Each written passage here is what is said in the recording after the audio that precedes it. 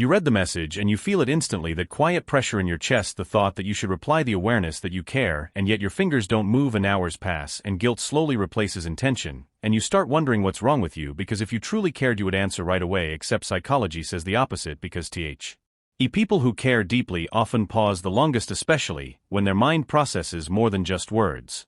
The truth is, avoiding messages isn't emotional distance, it's cognitive depth. Your brain isn't rejecting the person, it's reacting to the weight of meaning, responsibility, and expectation, and when communication feels loaded, your nervous system chooses delay as protection, not avoidance.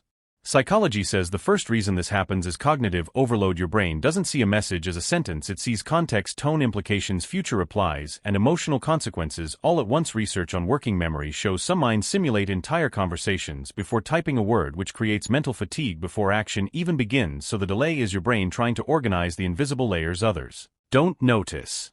The second reason is decision fatigue. Every reply feels like a choice that matters: what to say, how to say it, when to send it, and what it might trigger. Studies show that when decisions carry emotional value, the brain postpones them to preserve energy. So your silence isn't carelessness, it's your mind saying this matters enough to not rush. The third reason is emotional regulation. Your brain wants to respond from the right state, not the reactive one. Neuroscience shows that emotionally intelligent people instinctively wait until their nervous system settles before engaging, which looks like avoidance from the outside, but internally it's self-control, because you don't want to send something you'll later regret. The fourth reason is introverted processing styles. Introverted brains rely more on acetylcholine pathways, which favor reflection over speed. This means you think before acting, especially in social situations. So messages don't trigger impulse, they trigger analysis, and research consistently shows this style leads to deeper communication, even if it arrives later.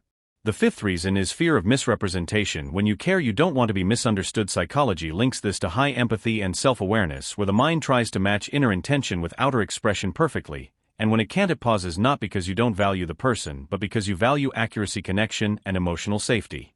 So if you avoid messages even when you care, it doesn't mean you're cold, distant, or broken. It means your brain treats communication as meaningful labor, not casual noise. You feel deeply, think carefully, and want your words to land right, and psychology shows that depth often moves slower than impulse.